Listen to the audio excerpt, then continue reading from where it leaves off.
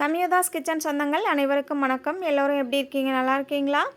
நம்ம சொந்தங்கள் அனைவரும் நீண்ட ஆயுளோடும் ஆரோக்கியத்தோடும் இருக்கணும்னு ஆண்டவனை பிரார்த்தனை பண்ணிவிட்டு இன்றைக்கான வீடியோ என்னன்னு பார்க்கலாம். இன்றைக்கி பீக்கங்காயை பயன்படுத்தி நான்வெஜ் சுவையில் ஒரு கிரேவி ரெசிபி எப்படி செய்கிறது அப்படிங்கிறத தான் பார்க்க போகிறோம். எல்லா வகையான டிஃபன் ஐட்டம் ஈவன் சாதத்துக்குமே ஒரு பக்காவான காம்பினேஷனாக இருக்கும். இதை செய்கிறதுக்கு ஃபஸ்ட்டு ஒரு கடாய் எடுத்துக்கோங்க. அதில் 4லேருந்து 5 டேபிள் ஸ்பூன் அளவு ஆயில் சேர்த்துக்கோங்க. நான் இன்றைக்கி நல்லெண்ணெய் தான் பயன்படுத்தி செய்து காமிச்சிருக்கேன். நீங்கள் குக்கிங்க்கு என்ன ஆயில் பயன்படுத்திக்கோங்களோ அதை எடுத்துக்கோங்க. 1 டீஸ்பூன் கடுகு உளுந்தும் சேர்த்து நல்லா பொரிய விட்டுக்கோங்க. கூடவே ஒரு அரை டீஸ்பூன் சீரகம், 1 டேபிள் ஸ்பூன் கடலைப்பருப்பும் சேர்த்து நல்லா வறுத்துக்கோங்க. தாளிதம் நல்லா வறுந்து வந்ததுக்கப்புறமா பெரிய வெங்காயத்தை க்யூப்ஸாக கட் பண்ணிவிட்டு சேர்த்துக்கோங்க. நான் இன்றைக்கி சின்ன சைஸில் ஒரு 2 வெங்காயம் எடுத்து பயன்படுத்தியிருக்கேன். நீங்கள் மீடியம் சைஸ் பெரிய சைஸாக எடுக்கிறீங்க அப்படின்னா 1 எடுத்துக்கோங்க, கரெக்டாக இருக்கும். எடுத்துகிட்டு நல்லா இது போல் கலர் சேஞ்ச் ஆகி வர வரைக்கும் வறுத்து எடுத்துக்கோங்க. லைட்டாக கோல்டன் ப்ரௌன் கலர் வரட்டும். இது கூடவே ஒரே ஒரு பெரிய சைஸ் தக்காளி எடுத்துக்கோங்க. அதையும் நல்லா க்யூப்ஸாக கட் பண்ணிவிட்டு சேர்த்துக்கோங்க. வெங்காயம் தக்காளி ரெண்டுமே பாதியளவு நல்லா வதங்கி வந்ததுக்கப்புறம் இது கூட 1 டேபிள் ஸ்பூன் அளவு இஞ்சி பூண்டு விழுதும் சேர்த்துக்கோங்க. சேர்த்துட்டு பச்சை வாசனை போகிற வரைக்கும் இதை வதக்கி எடுத்துக்கோங்க. தக்காளியும் நல்லா வதங்கி வரட்டும். நம்ம சேர்த்துருந்த இஞ்சி பூண்டு விழுதோட பச்சை வாசனையும் நல்லா போனதுக்கப்புறமா க்யூப்ஸாக கட் பண்ணி வச்சுருக்கிற பீக்கங்காய்களையும் சேர்த்துக்கோங்க. பீக்கங்காயோட தோல்கள் எல்லாமே நீக்கிட்டு அதையும் நம்ம க்யூப்ஸாக கட் பண்ணி எடுத்துக்கலாம். தக்காளி வெங்காயம் ரெண்டையுமே நம்ம க்யூப்ஸாக தான் கட் பண்ணி எடுத்துருந்தோம். அதே போல் காய்களையும் கட் பண்ணி எடுத்துக்கோங்க. இப்போது காய்க்கு தேவையான அளவு ஒரு அரை டேபிள் ஸ்பூன் அளவு மட்டும் உப்பு சேர்த்து நல்லா வேக வச்சுக்கோங்க. ஆயிலே நமக்கு ஒரு 80% வெந்து வர மாதிரி பார்த்துக்கோங்க. பீக்கங்காயிலையுமே நமக்கு தண்ணி விட்டு வர ஆரம்பிக்கும். அந்த தண்ணிலேயே நமக்கு காய் நல்லா வெந்து வந்திருக்கும்.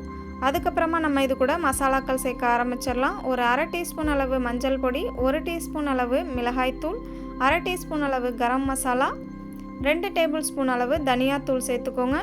கூடவே 1 டீஸ்பூன் அளவு சிக்கன் 65 மசாலாவும் சேர்த்துக்கோங்க. அப்போ தான் நமக்கு சிக்கன் சுவையில் இந்த கிரேவி கிடைக்கும். ரொம்ப ரொம்ப டேஸ்டியாக இருந்துச்சு. கண்டிப்பாக நீங்கள் இந்த மெத்தடில் உங்கள் வீட்டில் ஒரு முறை ட்ரை பண்ணுங்கள். எல்லாருமே விரும்பி சாப்பிடுவாங்க.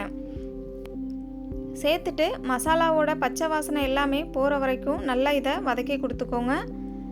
மசாலாக்கள் சேர்க்கும் போது எப்போதுமே ஸ்டவ்வை லோ ஃப்ளேமில் வச்சுக்கோங்க. அப்போ கரிஞ்சு போயிடாமல் இருக்கும். நல்லா இதை கலந்து விட்டதுக்கப்புறமா இது கூட நம்ம தேங்காய் பால் சேர்க்க போகிறோம். இந்த ஸ்டேஜில் ஒரு காய் எடுத்து உடைச்சி பாருங்கள். நல்லா வெந்து வந்துருந்துச்சு அப்படின்னா விட்டுருங்க. இல்லைன்னா 1 நிமிஷத்துக்கு மறுபடியும் நல்லா வேக வச்சு எடுத்துக்கோங்க. இதில் நம்ம தேங்காய் பால் சேர்த்துட்டோம் அப்படின்னா காய் முழுமையாக வெந்து வராது. அதுக்காக தான் நம்ம முன்னாடியே காய்களை வேக வச்சு எடுத்துக்கிறோம்.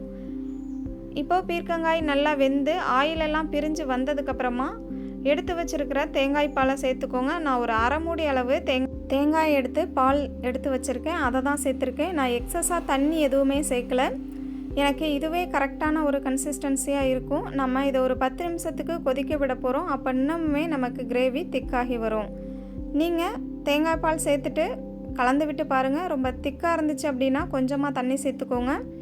அப்படி இல்லை தேங்காய் பாலே கரெக்டாக இருந்துச்சு அப்படின்னா விட்டுருங்க. அவ்வளோதான்.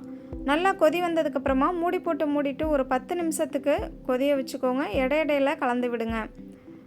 இப்போது பாருங்கள் 10 நிமிஷத்துக்கு அப்புறம் நல்லா ஆயில் பிரிஞ்சு வந்திருக்கு. இதில் ஒரு கைப்பிடி அளவு கொத்தமல்லி இலைகளை சேர்த்துட்டு நல்லா இதை கலந்து விட்டுட்டு ஸ்டவ்வை ஆஃப் பண்ணிக்கோங்க. அவ்வளோதான். நீங்கள் விருப்பப்பட்டீங்க அப்படின்னா ஒரு கொத்து போல் கருவேப்பிலை இலைகளையும் சேர்த்துக்கோங்க. நல்லா வாசனையாகவும் டேஸ்டியாகவும் இருக்கும்.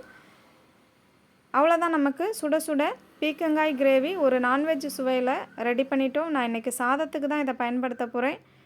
நீங்கள் டிஃபன் ஐட்டம் செய்கிறீங்க அப்படின்னா கூட தாராளமாக பயன்படுத்திக்கலாம். இந்த ஸ்டேஜில் உப்பு காரம்லாம் கரெக்டாக இருக்கான்னு ஒரு முறை செக் பண்ணி பார்த்துட்டு ஸ்டவ் ஆஃப் பண்ணிக்கோங்க. எது குறைவாக இருக்கோ அதை கொஞ்சமாக சேர்த்துட்டு 1 நிமிஷத்துக்கு கொதிக்க விட்டுட்டு ஸ்டவ் ஆஃப் பண்ணிக்கலாம். அவ்வளோதான். ரொம்ப டேஸ்டியான பீக்கங்காய் கிரேவி சூப்பராக தயார் பண்ணிட்டோம். தேங்காய் பாலுக்கு பதிலாக நீங்கள் நார்மல் பால் கூட சேர்த்துக்கலாம். காய்ச்சின பால், காய்ச்சாத பால் எது வேணாலும் சேர்த்து கூட செய்யலாம். டேஸ்ட்டு எந்த விதத்துலேயும் மாறாது. நீங்களும் கண்டிப்பாக ஒரு முறை ட்ரை பண்ணுங்கள். தேங்க்யூ.